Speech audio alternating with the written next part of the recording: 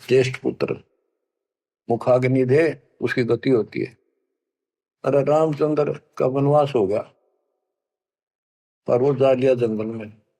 राजा दशरथ बाद में चौबारे पड़कर मर गया।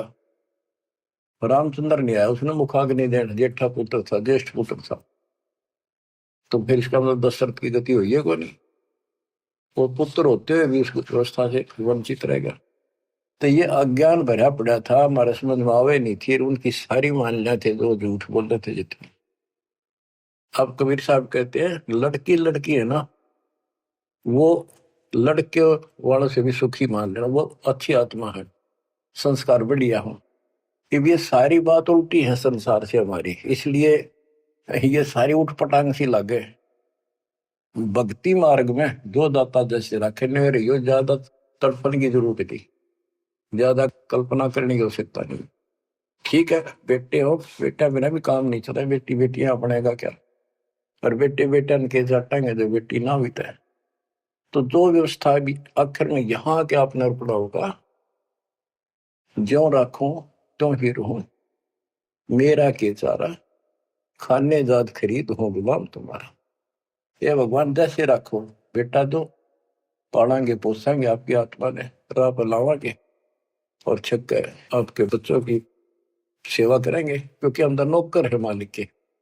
संतान परमात्मा के बच्चे मान लो सेठ के, जो हमने सब न दे रहा है, उनके लिए भी हमारे लिए भी।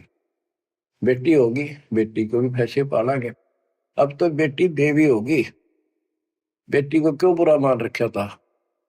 ऐसा जुल्म देखा हमने, बेटियों हो जाती थी जिनका रोया करते, माथे ठड़का करते, हम देखा करते छोटे छोटे।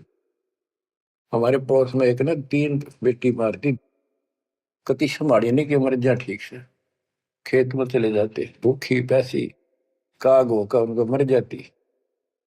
बेटा भगवान ने भी नहीं दिया, फिर बेटी हुई। उसने किसी से जाड़े जपटे पूछा ताछी करवाई, जंतर मंतर ये हाथ दिखाए। उसने कहा जब तक तेरी बेटी नहीं जीवेगी ना, तेरा बेटा नहीं होगा, मरना जीवेगा। जब उस पाप आत्मा ने एक लड़की जीवित रखी, जब उसका 2 लड़के हुए, बड्डे हो लिए, जब उन्हें रोज कुटे, दूर थी पिटती दिख सुनावा। बच्चों समझ लो इन बात, एक लेवा एक देवा दूतम, कोई किसी का पिता नहीं पूतो।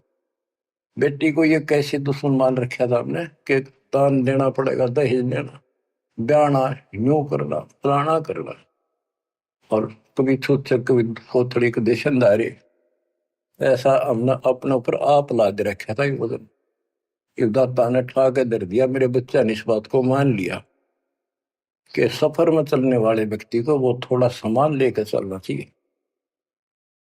तो बच्चों इस मार्ग पर मालिक जैसे रखे। कबीर साहब कहते हैं राम रटत कन्या भली, साकट बुलाना भूत, और छेरी के गल में गलतना, जिसमें दूध न मूत।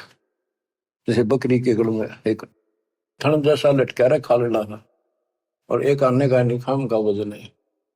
तो इसी प्रकार वो बेटा जो भक्ति नहीं करता, बेटा भक्ति करता तो देवता है हमारा, और बेटी करती है तो देवी का रूप होगी। और अब बेटी कैसे हम विदा करते हैं, कितनी प्यारी लगती है, चिंता करने की जरूरत नहीं होती किसी बात की, मालिक की शरण में आ गई। तो एक देख लो आप, आपके संस्कार चेंज कर दिए दाता, और इसे बदल देगा ना, देखते रह जाओगे कि हे भगवान सचमुच जिसा सुना था दाता, ये किस पाए आप तो। अब प्रसंग चल रहा है कि नीरू निमा को संतान नहीं दी दाता ने, और वो रोया करते डेली, हे भगवान, हे परमात्मा पुत्र दे दे, हे परमात्मा जो दे दे। अब बच्चों अपने वचन के पक्के दाता के, 2 दिन मेरी शरण है, ताका हूं मैं दास, और गेल गेल ला गया करो जब तक धरती आकाश। अपने उसी नियम के आधार पर वो परम पिता उस नीरू नीमा को फिर से मिलने के लिए आए। अब नीरू नीमा का गंगा में स्नान करना बंद कर दिया, गंगा घाट पे, मुसलमान होने के नाते। तो वो एक गंगा का जल लहरों के द्वारा उछल के एक तालाब का रूप हो रहा था। तो उसमें स्नान करने जाया करते। वो लहर तारा सरोवर नाम से प्रसिद्ध था। आसपास सुंदर सुहावना पेड़ पेड़ उगे हुए थे। बहुत सुंदर व्यवस्था थी। प्राकृतिक दृश्य बहुत सुंदर था। प्रतिदिन स्नान करने वहां जाया करते। वो सोन के कुटिया से 2-3 किलोमीटर दूर था। सैर भी हो जाती ना का अपना। वो फिर भी शंकर भगवान को याद रखते थे। बेशक लोग दिखावा अल्लाह अकबर करे चंदे नमाज करते थे, पर हृदय में जगह उनकी थी शंकर भगवान की। इसी रूटीन में वो जा रहे थे और पहले दिन रिश्तेदार आए, यानी पास पड़ोस में किसी के। तो उन्होंने पूछा, नहीं माँ को बालक को नहीं, कई साल हो गए, एक बालक तो चाहिए था, एक लड़का तो चाहिए था। लड़की ना मांगा करते हम, लड़का एक तो होना चाहिए, बुढ़ापे का सारा हो जाए न हो जाए। यानी वही से इंजेक्शन लागी, उसका भूल सी पड़ी थी, फिर याद आ गई। सारी रात रोई, हे भगवान एक बच्चा दे देते, हे भगवान एक जातक दे दो, हमारा गुजारा हो जाए। लोग ताने मारे हैं और ना। तो नो करते करते स्नान के लिए चल पड़े। रोती है जा रही है, कहती जा। नीरू नीमा से कहने लगा कि नीमा क्यों अपनी आंख खराब करती है रोगों के। इतनी उम्र बीत गई, भगवान ने संतान देनी होती तो दे ही देते, हमारी किस्मत में नहीं है। आंखें भी खो बैठेगी, कोई सहारा है नहीं बुढ़ापे का। लेकिन वो रोते रहते जैसे भी तालाब पर पहुंच गए।